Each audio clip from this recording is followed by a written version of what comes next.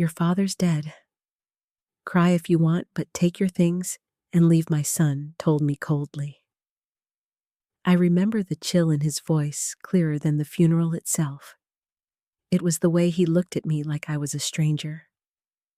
I had one foot still inside the foyer suitcase handle, tight in my hand, the other foot half raised, as if my body refused to step any further into the house we built together. My mouth parted, but nothing came. I blinked once, twice, and the tears didn't wait for permission. They slipped down fast. My knees didn't give out, but my heart did. Something tore, quietly, invisibly. I should have screamed. I should have asked why. I should have fallen into his arms, sobbing. But I just stood there all 62 years of me wearing the same black dress I wore when I married his father, and nodded.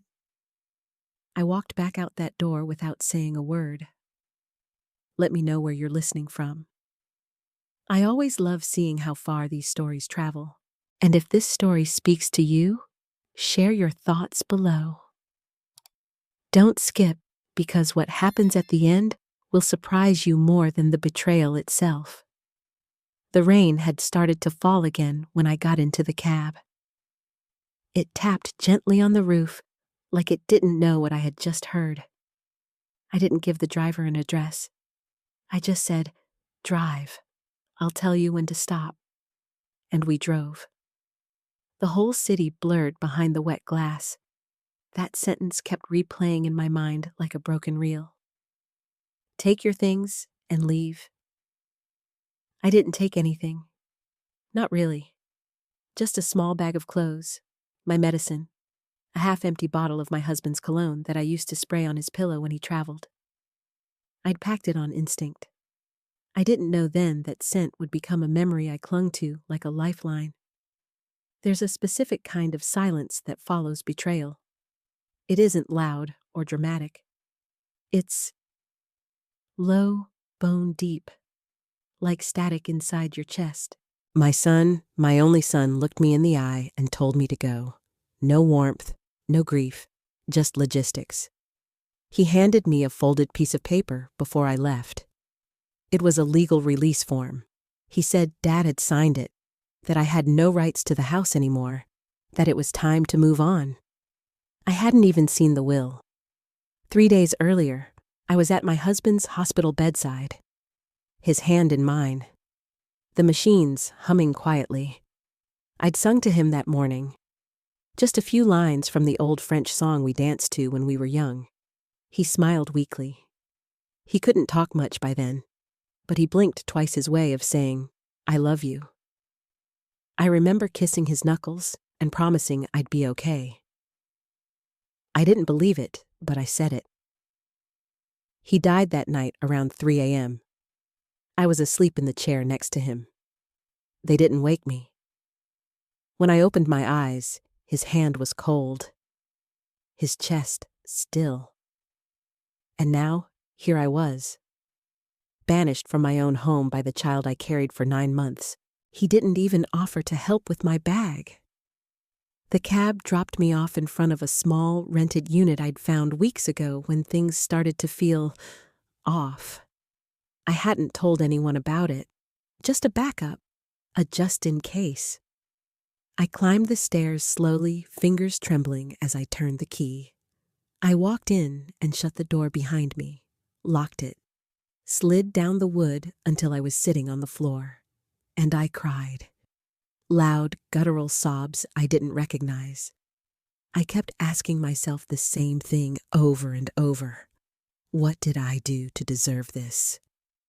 That night, I didn't sleep. I sat on the edge of the couch, staring at the nothingness, replaying my entire life like a film reel I couldn't pause. He used to love me, my son.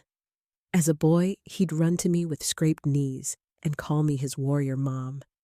He wrote me little notes on construction paper. "I love you more than Dad loves coffee," he once said. I still have that, folded in a photo album in a box he'll probably throw out. Where did that boy go? What did I miss? I stayed in that little apartment for 3 days without stepping outside. I drank lukewarm tea and let my phone die. I didn't eat much. Couldn't. I sat there trying to decide what would hurt less, facing the truth, or pretending none of it happened. The doorbell rang on the 4th day. I didn't answer. Through the peephole, I saw a courier. He left an envelope. I waited 2 hours before opening it. Inside was the official notice my husband's estate had been executed. Everything, assets, properties, investments, had been transferred to our son. There was a final line: no provision made for the spouse due to prearranged agreement signed and witnessed. It didn't make sense. I didn't sign anything. My fingers gripped the paper tight, and for the first time in days, I didn't cry. I didn't panic. I didn't speak. I just felt something settle, like a storm choosing where to strike. And I remembered something. 2 years ago, during our anniversary dinner, my husband had mentioned making changes to simplify things. He said it casually in between bites of duck confit. I remember laughing. "As long as you don't give it all to the dog," I joked. He smiled, but didn't laugh. My chest started to feel tight. There was more to this, and I would find out what. I stood up from the floor, wiped my face, recharged my phone, and called a name I hadn't spoken in years. "Francois, it's Elise. I need your help." Quietly. He didn't ask why. He just said, "Tell me where to meet." Francois met me at the back table of a small cafe in Griffintown. We used to come here during my teaching days, before I gave up that career to help Paul build the logistics company. Francois was once our lawyer, sharp, discreet, and loyal, until Paul replaced him with a younger firm a few years back. I remember thinking it was strange at the time, but Paul had just come out of surgery and said he wanted everything streamlined. I didn't argue. I trusted him. That was my first mistake. Francois didn't smile when he saw me. His eyes scanned my face with the sort of cautious warmth people offer to someone in grief, but what he saw must have confused him. I wasn't crying. I wasn't broken. I looked like someone who had been set on fire quietly. "Start from the beginning," he said. I told him everything, word for word. The hospital, the funeral, the coldness in my son's eyes, the eviction, the envelope. He sat silently listening, his hands folded over each other. Every now and then, he scribbled a note. "Did Paul ever discuss asset protection with you? Any revised wills, medical directives?" "Not after 2021, I said. "That was the last time we signed anything together. I thought everything was shared." Francois looked down, expression tightening. "Elise, if your signature's been used after that date without your consent, I never signed a thing."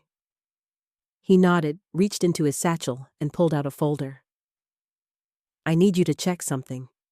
I requested copies of recent filings from a contact at the registry office." He laid out 2 documents.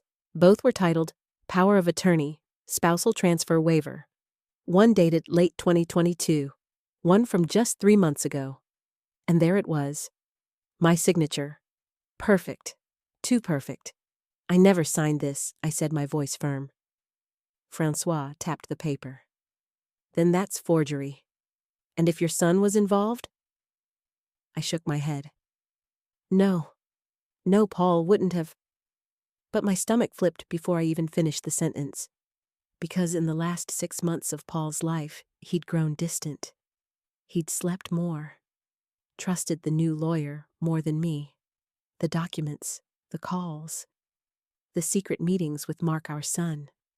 I thought he was preparing for death, but he was handing me over. I stared at the cafe window, the cold light of autumn washing everything pale.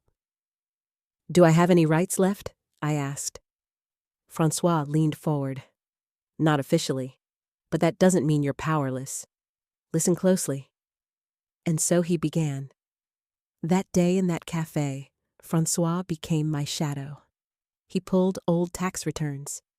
checked title histories, contacted the notary who last handled Paul's personal estate. Each breadcrumb led to more rot. Trusts had been drained, properties transferred. My name had been systematically removed from every asset, except one, a remote cabin on Lake Nemesis, the one Paul said he'd sold years ago. "It's still in both your names," Francois said, sliding over the printed record. "They never touched it." "Why not?" He raised an eyebrow. "Maybe they didn't know it was still active. Or maybe Paul left it that way on purpose." That night, I lay in bed with the papers spread out across the floor like the pieces of a broken mirror. I remembered when we bought that cabin. It was the summer after Mark was born. Paul and I were still in love. Then real love, not the kind people perform for family photos. We spent a week there with no electricity, just candles and books and the lake. That cabin had seen more truth than our house ever did. It was mine now, and I would go back. But before I did, I needed to understand how deep this betrayal ran. I wasn't ready to face Mark, not yet. I needed to trace the rot. I made a list. A long one. Bank accounts, company shares, family trusts, property titles, life insurance. Every item had Paul's name on it once. Every item used to have mine, too. Francois brought more documents over the next week. He worked silently while I brewed coffee, never asking about my grief. I liked that. I didn't want sympathy. I wanted clarity. When he handed me Paul's last tax submission, something leapt out.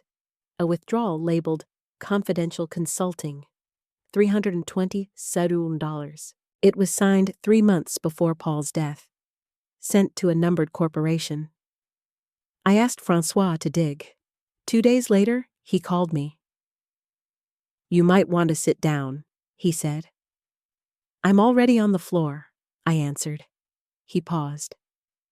"That corporation is registered to your daughter-in-law's mother."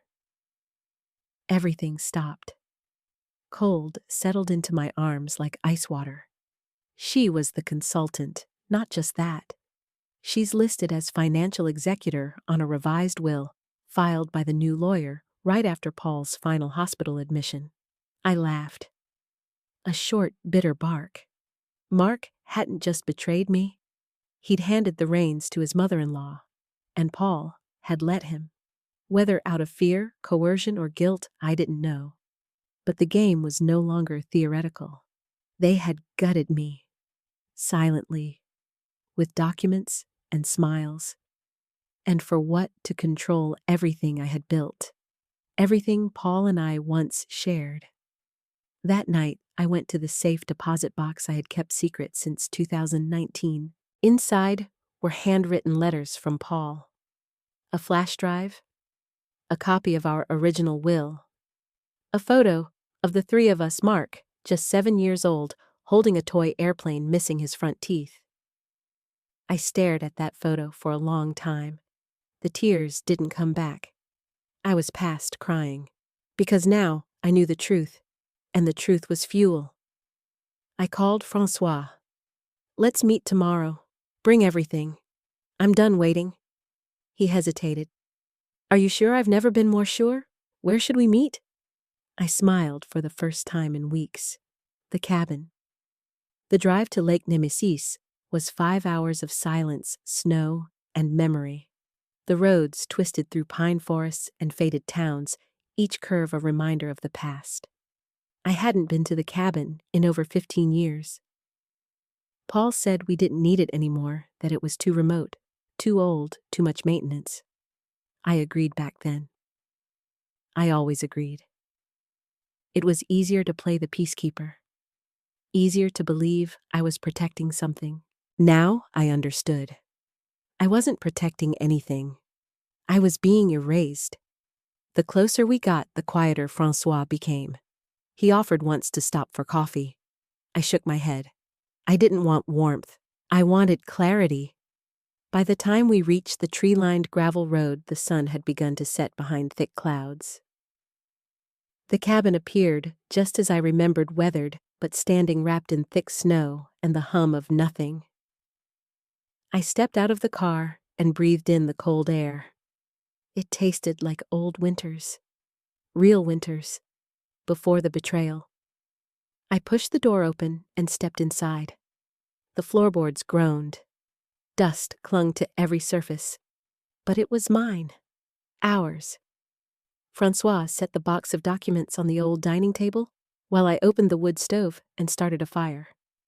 We didn't speak until the room began to warm. "What exactly do you want to do, Elise?" he asked softly. I didn't answer right away. I walked to the bookshelf and pulled out a binder Paul had hidden there once. I remembered the trick panel behind the row of outdated travel guides. I slid it open. And there it was. A safe box. The same one Paul used when we first built the company. Inside, sealed in plastic, were 4 folders. One marked founding contracts, another client settlement agreements. The third mark, education trust. And the last one, private, do not destroy. I opened that one first. Inside was a printed will, dated 6 years earlier. A letter from Paul's doctor stating early signs of cognitive decline. And a note scribbled in Paul's unmistakable slanted handwriting. Elise. If you're reading this, I'm gone. I'm sorry. I didn't know how to stop what was happening. I thought I could fix it before the end. I didn't, but you're smarter than me. You always were. Take back what's yours. I left you the tools. I closed the folder and pressed my hand against my chest. For a moment, I couldn't breathe. He knew. Maybe not everything, but enough. I handed the will to Francois. Is this valid? He flipped through it. Completely. If it was never revoked or replaced legally, this supersedes anything they filed after. And the new one, if that signature of yours was forged, the entire document collapses. We prove that, and we have leverage. I walked to the window and stared out at the lake. The surface was frozen over. Still, they wanted everything, every inch of my life. Francois didn't respond. He didn't need to. The next morning, we began the process. Francois called a handwriting analyst to compare the 2 sets of signatures. We sent sealed copies of the forged documents to his legal contacts, quietly. No court filings yet, just flags. I wrote a list of names, people I trusted, people Mark didn't know. I needed eyes, information, accounts. I needed to know exactly what they had done, when, how, and with whose help. It took 2 weeks. During that time, I stayed in the cabin, rebuilding my strength. I cooked simple meals, journaled every day, sorted through old letters and paperwork. The betrayal was deep. Mark and his wife had created shell companies, transferred assets under the guise of tax efficiency, used my forged consent as the basis for every move. But Paul's original documents, along with the digital metadata on the flash drive, told another story.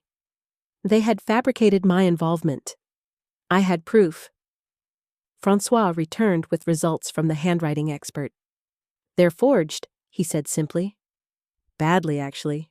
The strokes are too uniform. Probably copied from old documents. I stared at the report. Will the court believe it? Yes. He paused. But we don't need to go public yet. Not unless you want to. I didn't answer right away. I went outside, walked down to the edge of the frozen lake. I remembered Mark's 5th birthday here. How he'd tried to catch frogs and ended up soaked to the waist. How Paul built a fire and held him close to dry him off.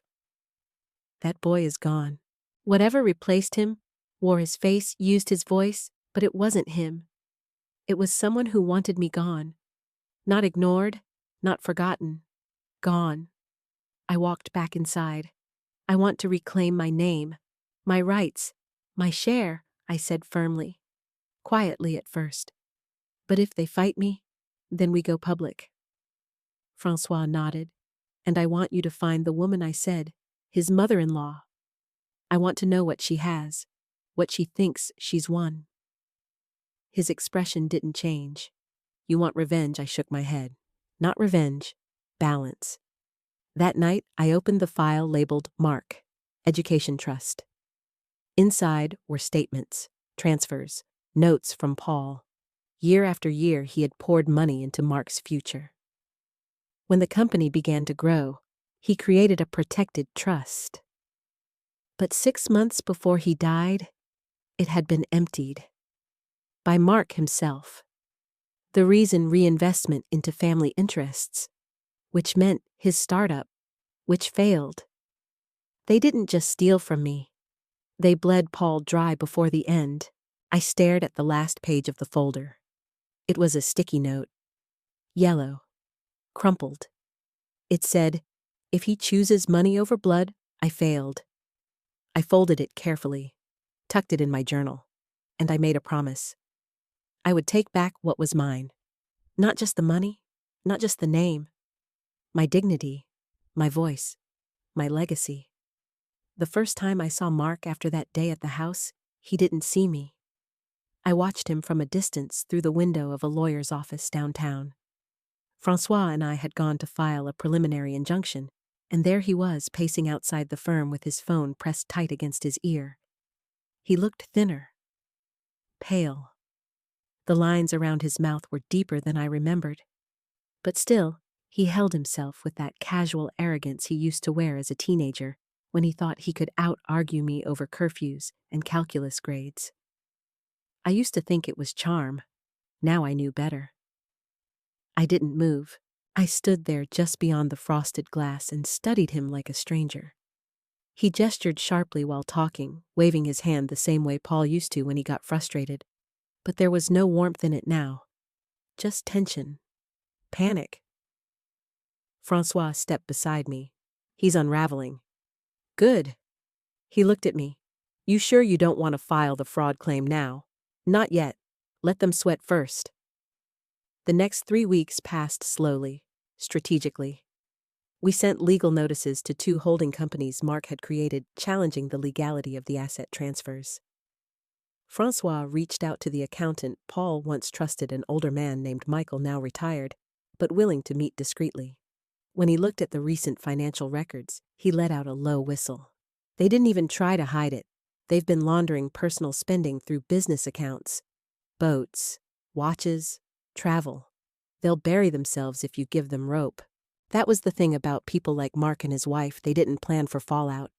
They planned for applause. They thought I'd be too quiet, too tired, too soft. They forgot who taught them strategy. While the legal team worked, I returned to the cabin. It became my sanctuary. Every morning, I lit a fire, made tea, and reviewed old files. I found emails, saved drafts Paul never sent. One of them stopped me cold. It was dated 4 days before he died. To Elise. If you find this, I'm sorry I didn't protect you. I thought Mark would come around. I didn't want to believe what he and her mother were doing. But I see it now.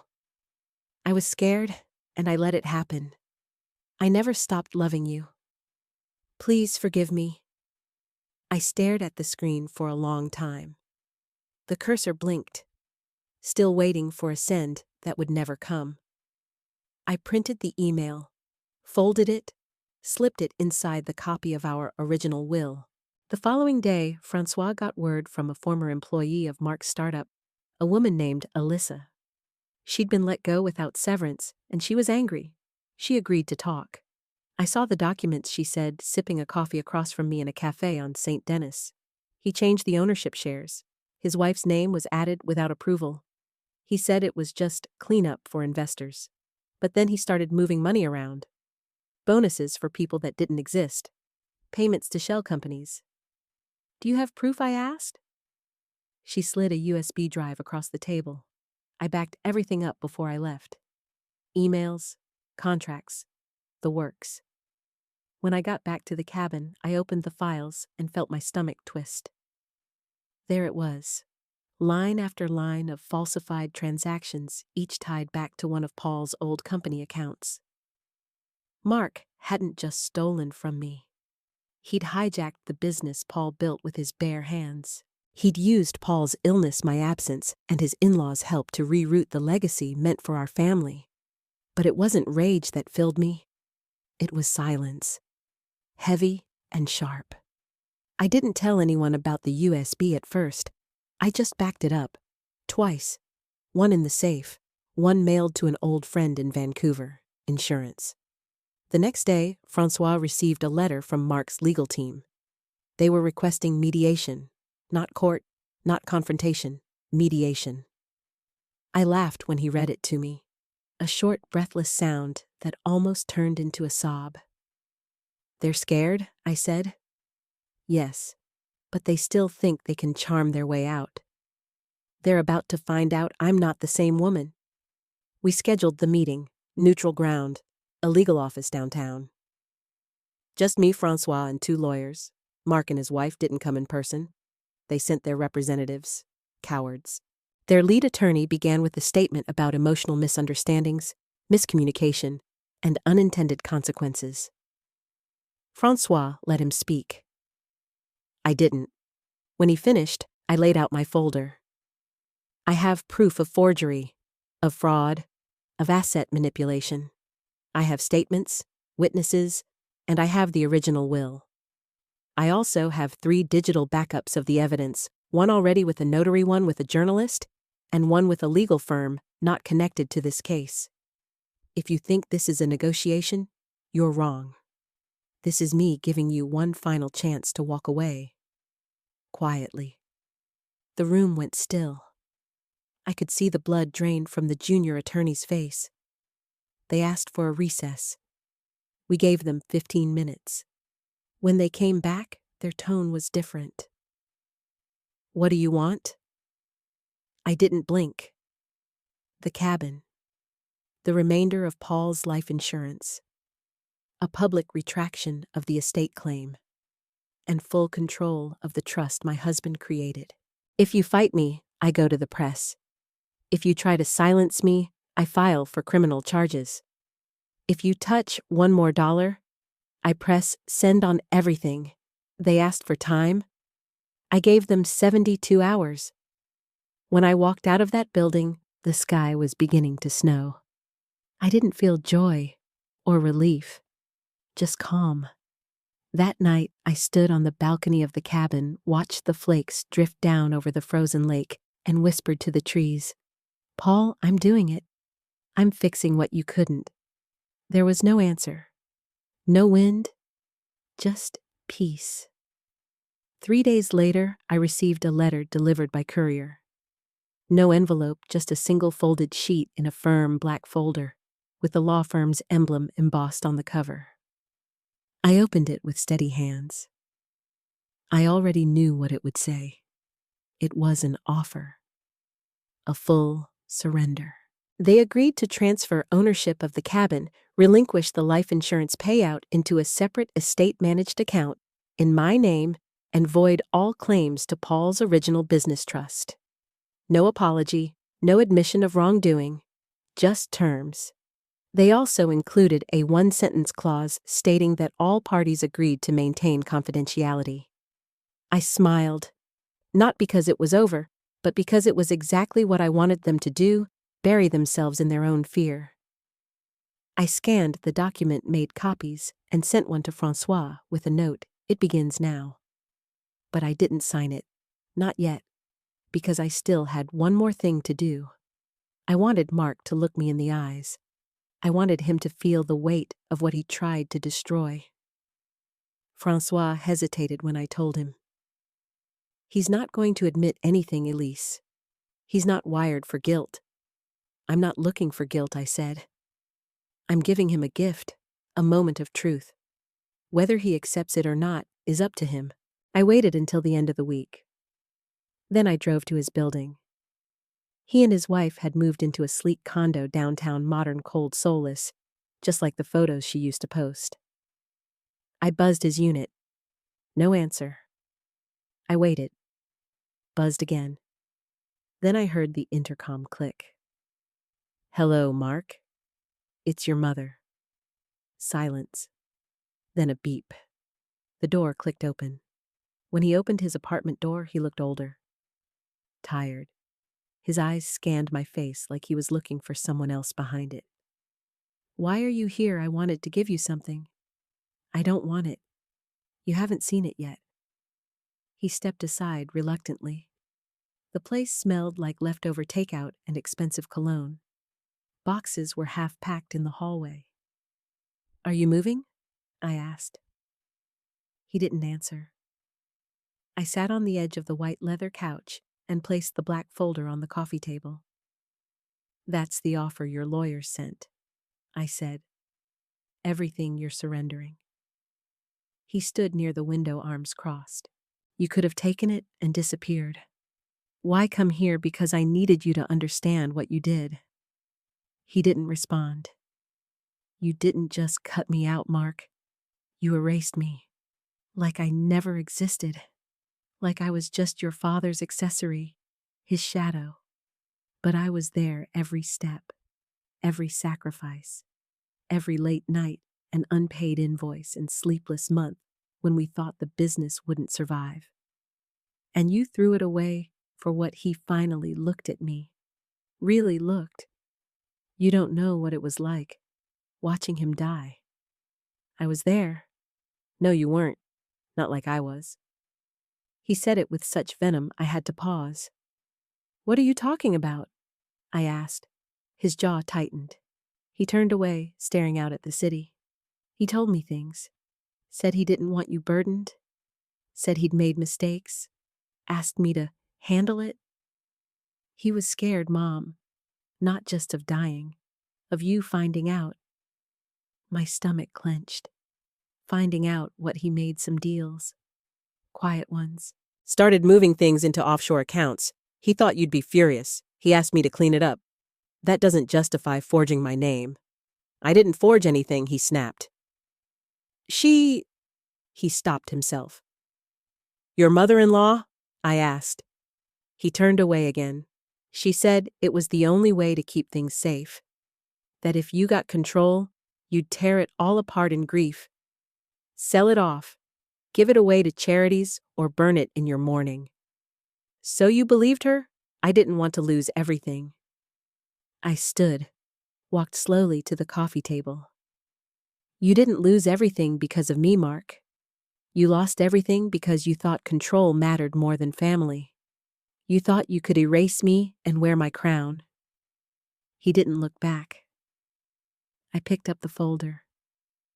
"I'm not signing this yet," I said. "Not until you understand what surrender really means. I want you to sit with this. Think about what you tried to take, what you did to your father's memory, what you did to me." I walked to the door. He didn't stop me, but as I stepped into the hall, he whispered something I almost missed. I was scared. I paused. Just for a moment. "So was I said without turning around. But I didn't betray anyone." That night, back at the cabin, I stood in front of the fireplace with the folder in my hands. I could have burned it, could have tossed the whole thing into the flames and called it justice. But I didn't, because this wasn't about revenge anymore. It was about reclaiming something I'd lost long before the betrayal, my voice. I called Francois. "Draft a counter," I said. "We're keeping everything. No deals. No silence clause." "You're sure?" "Yes, they don't get to bury this. I want full retraction. I want it public. And I want my name restored on every record they tried to alter." He exhaled slowly. "Then we go to court." "No," I said. "We go to war." The first court date was set for March 11th. I marked it in red ink on the calendar above the wood stove. Not because I feared it, but because I needed to see it needed a line in time to walk toward. Everything before that date was preparation. Everything after would be consequence. Francois brought in 2 more legal experts. One specialized in financial misconduct, the other in forged estate documents. We met in the cabin twice a week, transforming the dining table into a command center, laptops, printed files, Highlighters, coffee mugs, old hard drives. I didn't dress like a victim anymore. I didn't cry.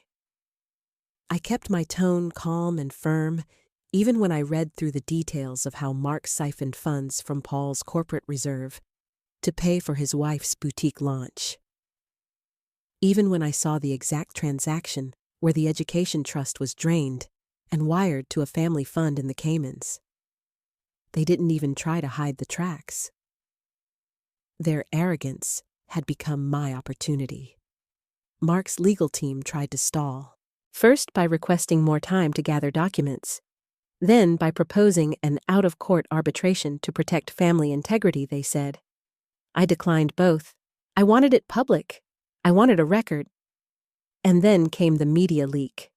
It wasn't from me. I suspected Alyssa. Or maybe the notary Francois had trusted with backup files. Either way, the story broke on a small, independent site. Widow accuses son of fraudulently seizing family business inheritance. Within days, it spread. Not because of scandal, but because of the photo they used, an old one taken 20 years ago of Paul, Mark, and me standing in front of the original warehouse. I had my arm around both of them. Paul was laughing. Mark was grinning, proud and small. Now it looked like a cautionary tale. Mark's business partners began distancing themselves. His wife deleted her social media accounts. The boutique posted a sudden indefinite closure notice. And still, not a word from him. But I knew he was watching. He didn't show up at the preliminary hearing, only his lawyers. But as I walked through the courthouse lobby, I saw him standing just beyond the glass doors out on the sidewalk. Alone. He didn't come in. He didn't have the stomach for it. The hearing went quickly. The judge reviewed Francois' petition to freeze the disputed accounts and approved it within minutes. Our forensic expert presented the signature comparison report, admitted as evidence. No protest from the other side. They were folding. But I didn't let it soothe me. Not yet. The next blow came from an unexpected source. Paul's oldest friend, Gerard, called me one morning out of the blue. Elise, he said, I've been holding something for Paul. He told me to give it to you if things ever got complicated. I met him in a diner near Laval. He looked smaller than I remembered, older, stooped. But his eyes were clear. He handed me a sealed envelope. Inside were two things, a handwritten note and a USB. The note read, I couldn't stop him. I tried. He wouldn't listen. But I made a copy. I couldn't let this die with me. I went back to the cabin and plugged in the USB. There were two files. One was a video. Paul in his study. His skin was pale, his voice thin, but his eyes were steady. If you're watching this, Elise, then I failed. I trusted Mark too much. I ignored the signs. I thought he'd come to his senses. I was wrong. He told me you were too emotional to handle the business. That you'd make a mess of the estate. I was scared. I let him bring in his lawyer. His wife. I signed things I didn't read carefully. But I never meant to hurt you. And I never agreed to remove your name from the trust. If that's happened, then it's fraud. Fight him. Take it back, all of it. Don't let my weakness bury you. I watched the video 3 times. Then I sent a copy to Francois. This ends now, I told him. 2 weeks later, we filed the full civil claim. The court accepted the petition to nullify the revised will, reinstate the original, and initiate proceedings to charge Mark with fraudulent misrepresentation. The moment it became official, the phone rang. Mark. I almost didn't answer. But then I did. Elise, he said quietly. Not Mom, not even Mother, just my name. I saw the filing. Yes. He exhaled. You're really going through with this? You already did. I never meant for it to go this far. I laughed once, just once. You signed your wife's mother as executor of my husband's will, Mark. You forged my name. You used his money like it was monopoly cash. It was always going to go this far. Silence. "I was drowning," he said. "I didn't know what else to do. You could have asked for help. You would have said no. No, Mark. I would have said, why? And you didn't want to explain." He didn't respond. "Goodbye," I said. "I'm sorry," he whispered. "No, you're scared," I corrected him. "That's not the same thing." I ended the call. Afterward, I stood at the window and watched the lake. Still frozen. Still quiet.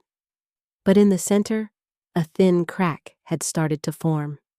Spring was coming, and with it, the thaw. The day of the trial, I wore the same blazer I wore to Paul's retirement gala. It was a soft gray, lined with satin, not flashy, but tailored just right. I pinned my pearl brooch to the lapel and tied my hair back with a clip I hadn't used in years. Not for nostalgia, for armor.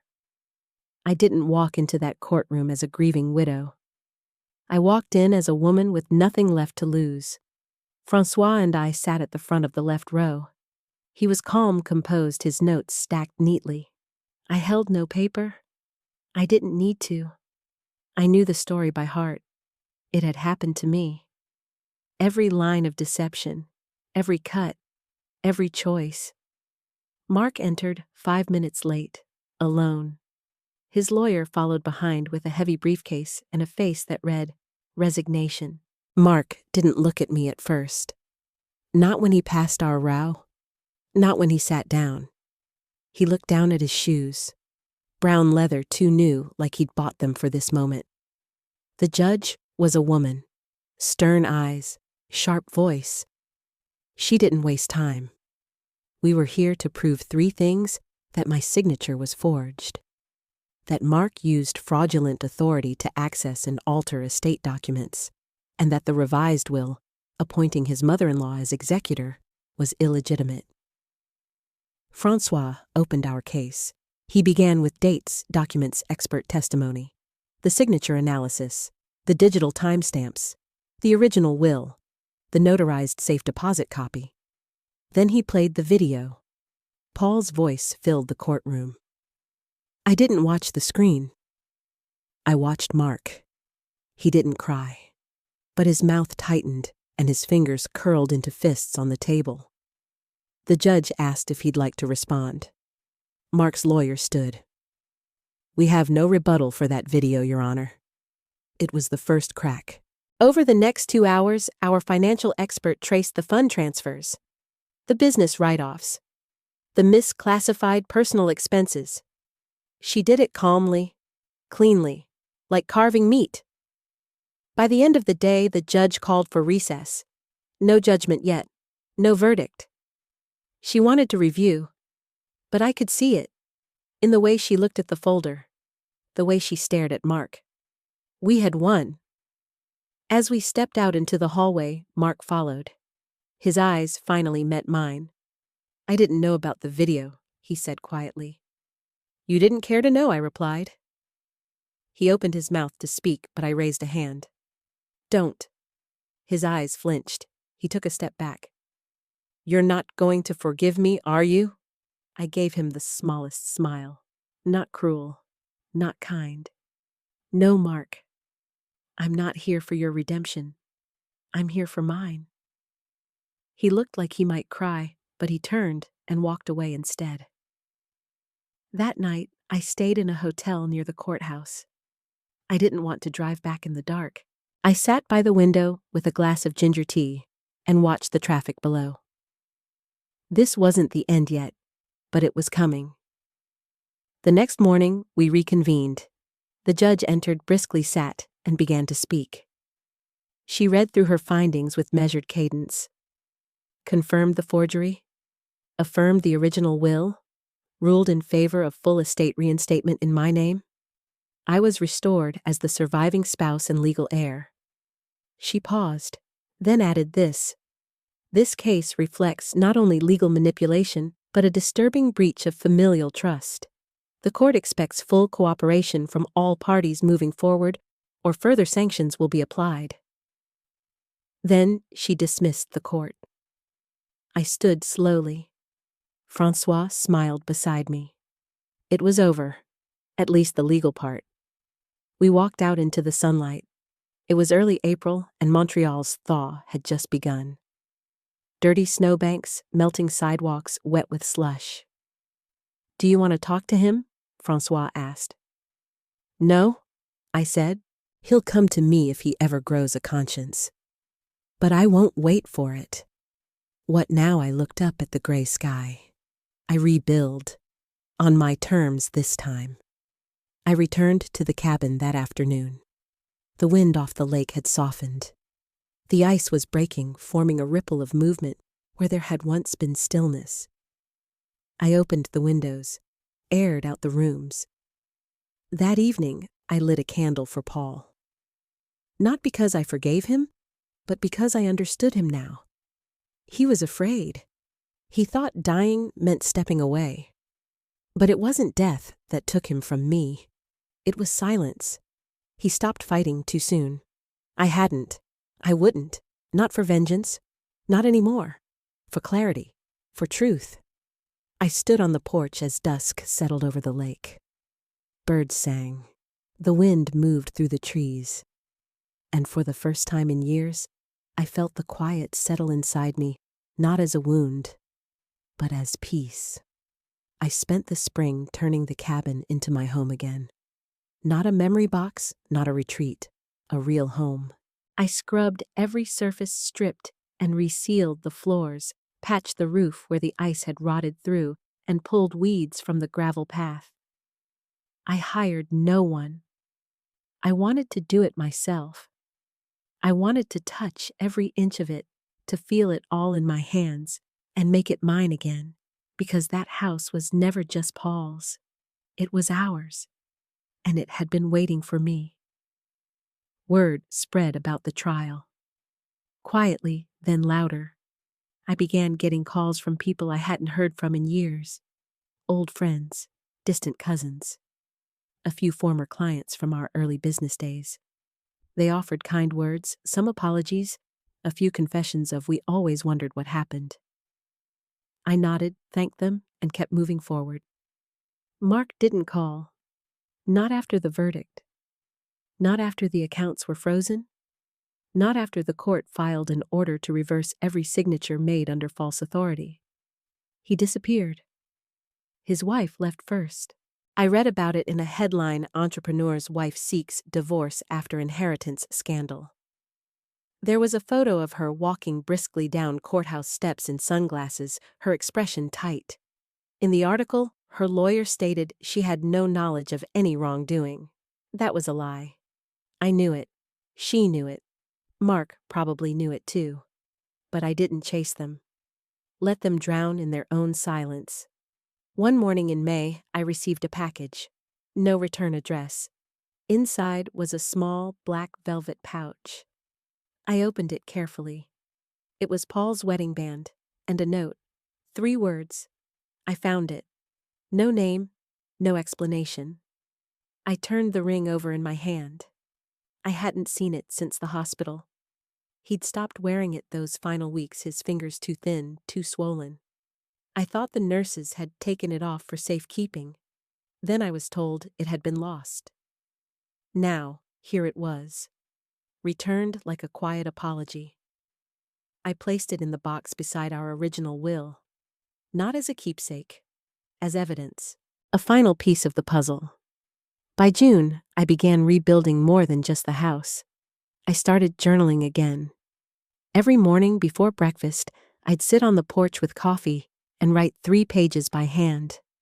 Not polished thoughts, just what I felt, what I dreamed, what I still feared. And one afternoon, I started a letter. To Mark, I wrote, "You don't deserve this letter, but I'm writing it for me, not for you." I didn't stop. The words poured out. I told him everything, what I remembered about his childhood, what I sacrificed to raise him, what I feared as he grew cold, how I wept in secret the night he turned 20 and didn't call me, how I stood in the hallway outside the master bedroom listening to him and Paul argue about the business and said nothing, How I blamed myself. Not for what he did, but for what I didn't see. I ended the letter with one line. You were loved, but you chose your place. I signed it, folded it, placed it in an envelope. I didn't mail it.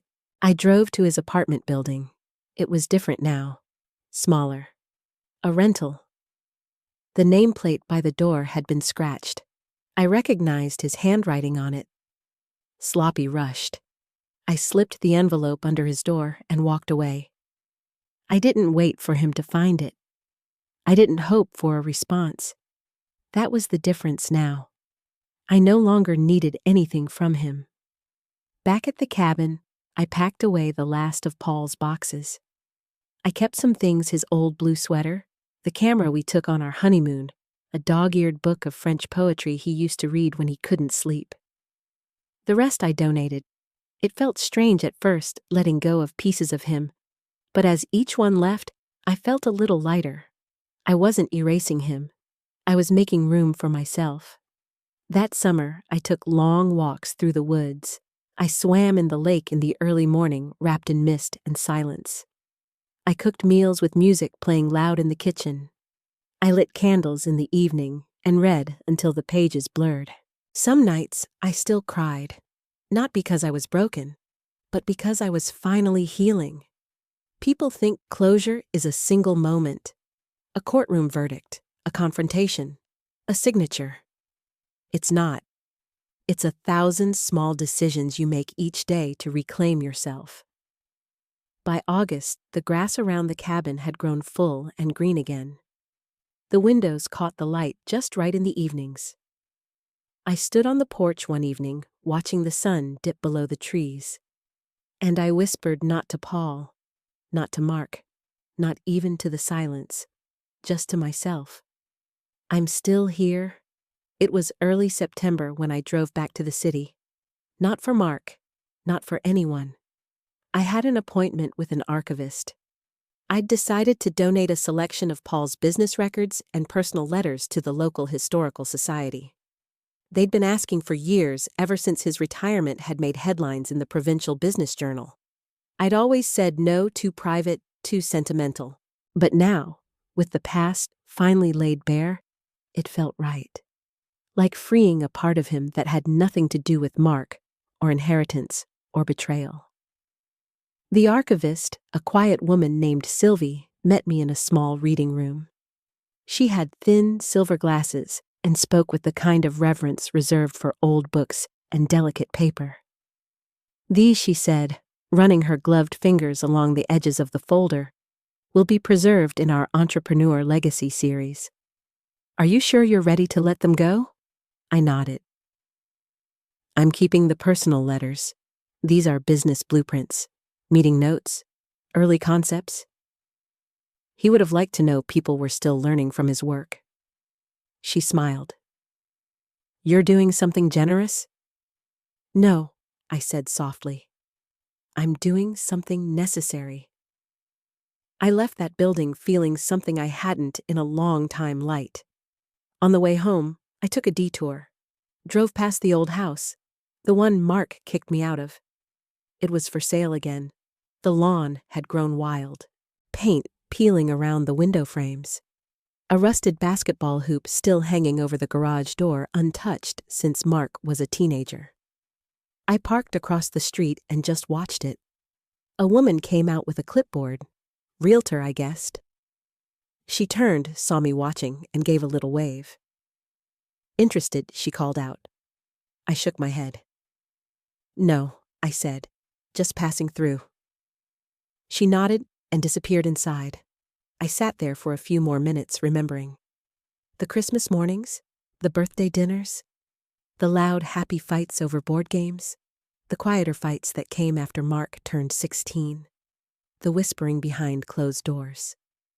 Paul's voice tired and sharp, mine silent, always silent. I didn't feel sadness, not exactly. More like gratitude for having survived it. I drove back to the cabin that night and found an envelope waiting in the mailbox. No name, but I recognized the handwriting. Mark. inside a single page. I read your letter. I don't expect forgiveness. I don't know who I am anymore, but I'm starting over. I hope you are too. There was no love mark, no apology, no plea, just that. I folded the letter and burned it in the fireplace. Not out of anger, out of release. Some doors don't need to be slammed. They just need to close. Fall passed quickly. I spent most days hiking, learning to split firewood without cursing, watching the trees change color, like they were shedding the same grief I was. I began teaching again, just once a week, creative writing at the local community center. Nothing formal. Just women like me sitting in a circle trading stories about sons, husbands' regrets, victories. One of them, a widow named Aline, asked me over tea, "How did you survive it?" I didn't hesitate. By stopping the lie, I said. The lie that I needed to be silent, to be loved. She reached across the table and squeezed my hand. I squeezed back.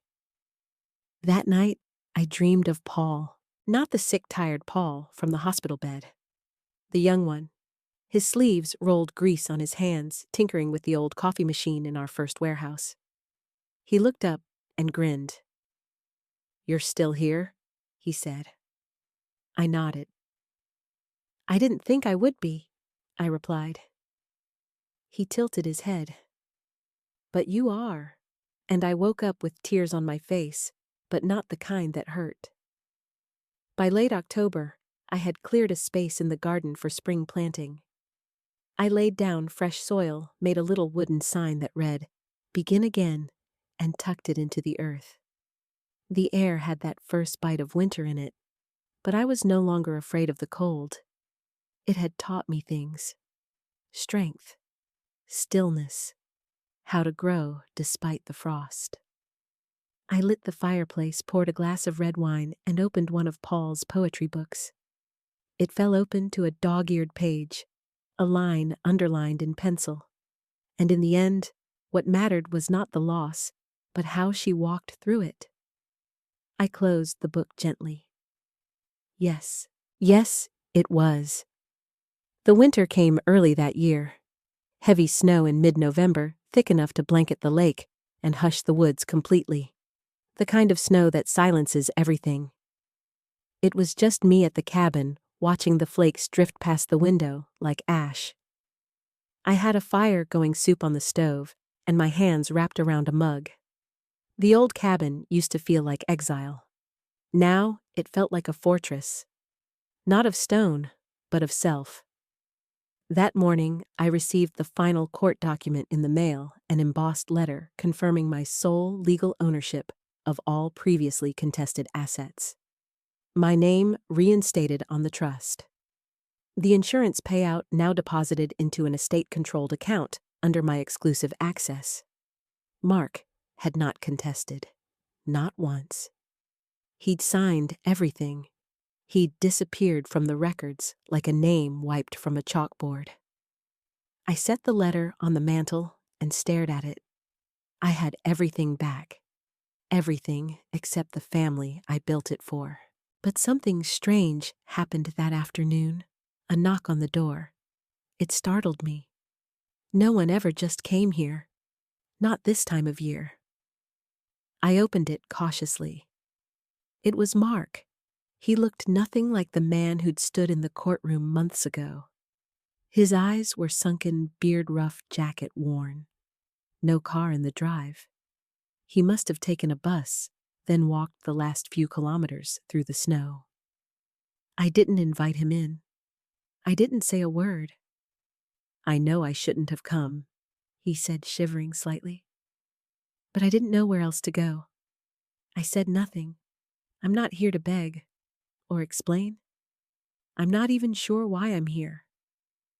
He glanced down at the snow. His boots were soaked. "I lost everything," he said quietly. "And not because of you. I know that now." Still, I stood in the doorway waiting. Finally, I stepped aside. He walked in slowly, like a man stepping into a church for the first time in years. I handed him a blanket. He didn't resist. We sat at the kitchen table. The same table Paul built with his own hands, sanding each leg for hours. I poured tea. For a while we said nothing. Then softly he asked, "Was there ever a moment when you could have stopped it all? When you could have told me to stop, and I would have listened?" I looked at him. Really looked. "There were 100, I said. And I did. You just didn't hear me." His eyes welled, but he didn't look away. "You raised me better," he whispered. "I don't know how I became." "You became someone who believed money meant power," I said. "And you learned that from more than just me." He nodded slowly. "I didn't see you for who you are. I only saw what I could take." The wind pressed against the windows like breath. "I'm not here to ask for forgiveness," he said again. "Just, I wanted you to know that I know now. That mattered. Not much, but enough. I don't hate you," I said, and it was true. "But I don't trust you." He closed his eyes. "I don't trust myself." He stayed for 20 minutes. We didn't talk about Paul, or his wife, or the business. When he left, I didn't hug him. I didn't watch him walk down the path. But I did stand at the window long after his figure disappeared into the woods. He would never be my son again the way he was, but he was human again, at least to himself. That night I wrote about it, not in the journal I kept by the bed, in a new one. The one I titled After. The first line I wrote was, "He came, and he broke." Not like I wanted, but how he needed. I didn't tell anyone he visited, not Francois, not Aline, not the writing group. It wasn't a story I owed to anyone else. It was just a moment, like a door creaking open. Just a crack, not an invitation, but a possibility. By December, the snow had deepened. I used an old shovel to keep the path to the road clear, even though no one came. I cooked less, read more, slept with the fire low and steady. I began outlining a memoir, not to publish, just to record. Everything. Not the scandal, not the trial, not even the betrayal, but the quiet pieces. The way grief changed shape, how silence taught me to listen, what it meant to be invisible in your own family, and how it felt to finally become visible to yourself. Paul once told me we're made up of what we carry. I used to think he meant burdens. Now I think he meant something else. We carry ourselves, and I was finally learning how. I finished writing the memoir on a gray January afternoon. The fire had gone out, and I didn't even notice. I was so deep in it, my handwriting sharper now, steadier, like my hands had finally remembered they belonged to someone who had survived. I closed the notebook slowly, not with pride, not with relief, just a quiet recognition, a full circle. There it was. Everything I'd never said out loud. I didn't reread it, not yet. Instead, I took a walk across the frozen lake. It was something Paul and I used to do before Mark was born, when winters were simpler, quieter. The ice cracked beneath my boots, but it was solid strong beneath the surface. Like me. When I reached the far side, I sat on a bench some hiker must have left years ago. The wind bit my cheeks. I didn't care. I was thinking about the letter I left on Mark's doorstep 2 weeks ago. Not the one I wrote before. A new one. It wasn't long, just a page. I didn't sign it with my name. I signed it Mother. Inside I wrote what needed to be said. Not for justice, not for comfort, but for truth. I don't forgive what you did, but I understand how it happened. You were raised in a house of silence, and silence made you think power was safer than love.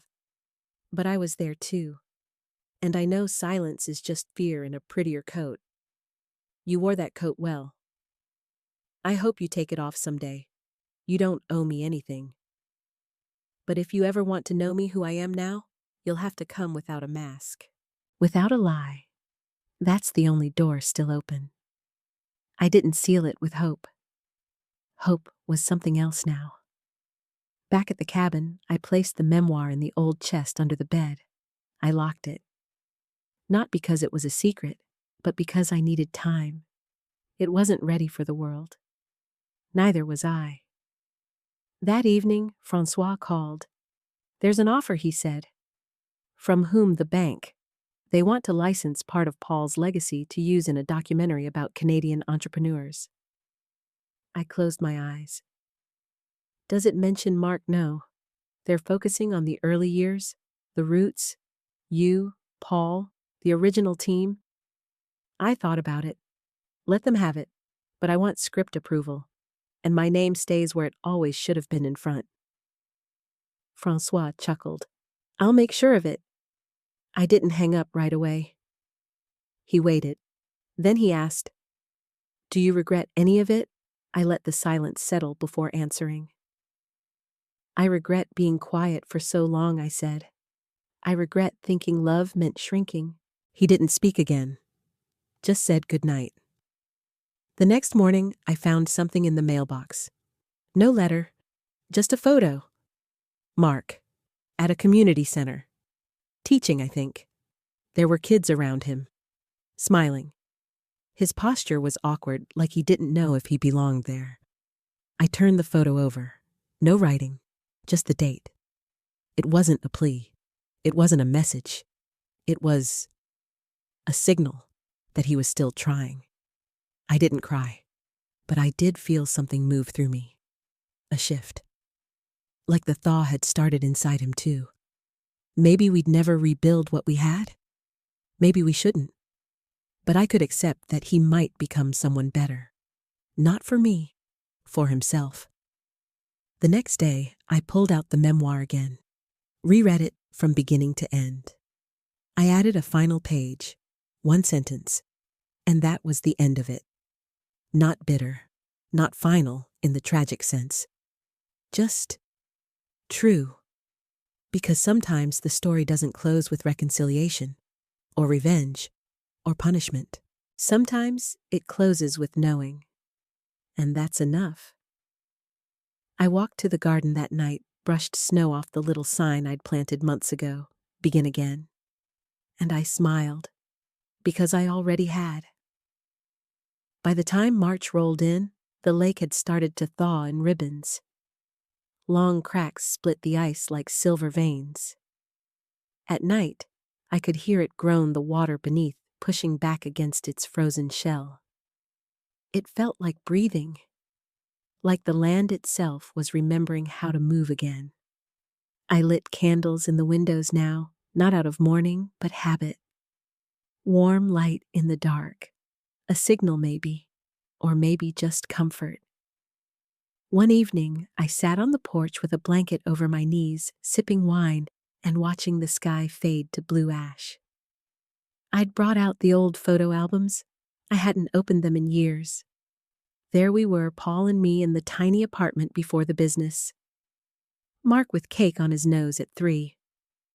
A blurry shot of the cabin when it was still unfinished, just wood beams and optimism. I flipped the pages slowly, letting the memories come. Some brought smiles, some stung, but none of them broke me. The doorbell rang just after sunset. I wasn't expecting anyone. When I opened the door, it was Mark. No bags, no pretense, just him in a navy coat with a single tear along the sleeve. "Can I come in?" he asked. I paused, then stepped aside. He followed me into the kitchen, took his shoes off without being asked. I poured tea. Neither of us reached for sugar. We sat, quiet, familiar, but not comfortable. "I got your letter," he said. "The real one." I nodded. I thought about it a lot. He looked down at the table. "And I've been trying." I said nothing. "I still have a lot to unlearn," he added. "I see it now. What I did, how I rationalized it, how I told myself I was protecting something when I was just taking it." He looked up. I was angry at you for things you didn't even know you did. And instead of talking, I built this whole machine to push you out. Because I was afraid if I let you in, I'd have to be real. A long pause. I don't expect you to forgive me, he said. I looked at him. I already told you. I don't hate you, but I don't trust you. He nodded. I know, but I added slowly, I'm not interested in revenge. That's done. I'm interested in what comes after. He looked surprised, not relieved, just unsure. I've been volunteering, he said. Teaching finance at the center? Working nights at a grocery store? My name doesn't carry much weight anymore. Maybe that's a good thing, I said. He gave a small, tired laugh. Yeah, maybe it is. We sat like that for a while. Two people with history too sharp to retell, too heavy to ignore. I'm not asking to come back into your life, he said eventually. I just want you to know I'm trying not to be that man anymore. I studied him, and for the first time in years, I saw someone I didn't have to fear. Not because he'd changed fully, but because I no longer needed him to. I stood, walked to the counter, picked up a small white envelope I'd kept beside the kettle for weeks. I handed it to him. What is it, my conditions? I said. He opened it, read slowly, then nodded. I can agree to that. The envelope held 1 page 1. No contact unless invited. 2. No financial requests ever. 3. Weekly accountability updates to a neutral third party. 4. This is not a reconciliation. This is a perimeter. 5. If you violate it once the door closes permanently. It wasn't affection, it wasn't cruelty, it was structure. He folded it carefully and placed it inside his coat. Thank you, he said quietly. I didn't do it for you, I replied. I did it for me. So, I don't live with the noise of wondering whether you'll turn up again as a storm. He stood, walked to the door. This time, he turned back. You were always the strongest person I knew, he said. I just didn't want to admit it. I looked him in the eye. Admitting it isn't the hard part. Acting like you believe it is. He nodded. Then he left. That night, I sat in front of the fire and exhaled. A long, deep breath I hadn't known I'd been holding.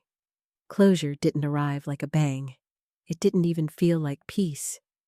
It felt like clarity, like standing at the edge of a long forest and seeing the way through. Not easy, but visible. It's late April now. The ice on the lake is completely gone, replaced by soft ripples that catch the light just right in the morning. There's a single bird that comes to perch on the same branch outside the bedroom window every day, bright red breast, sharp little eyes. I've started talking to it, not in words, just in glances. A nod, a breath, a quiet, I see you. The cabin looks different these days. The shelves are lined with new books, ones I chose, not Paul. The curtains are different, softer. And the kitchen doesn't smell like coffee and stress anymore. It smells like rosemary wood polish and silence. Good silence. The kind that holds you, not the kind that crushes. I spend most mornings outside now, gardening, pulling weeds from under the pine trees, letting the sun hit my shoulders and the dirt work its way under my nails. I don't mind it. It reminds me I'm here, that I chose to stay, that I survived. Mark hasn't written since our last talk. That's fine. I didn't expect him to. I don't expect anything from him anymore. That's the truest freedom I've ever known, loving someone without letting them hold power over your peace. I haven't told anyone about the last letter I wrote. Not even Francois. I sent it to myself. I wrote it one night by the fireplace. Signed it with my full name, Elise Marianne Roy. It said, you did what they never expected. You endured. You saw every piece of your life shattered, and you didn't scream, you watched. You learned. You acted. And in the end, You didn't lose yourself. You found her.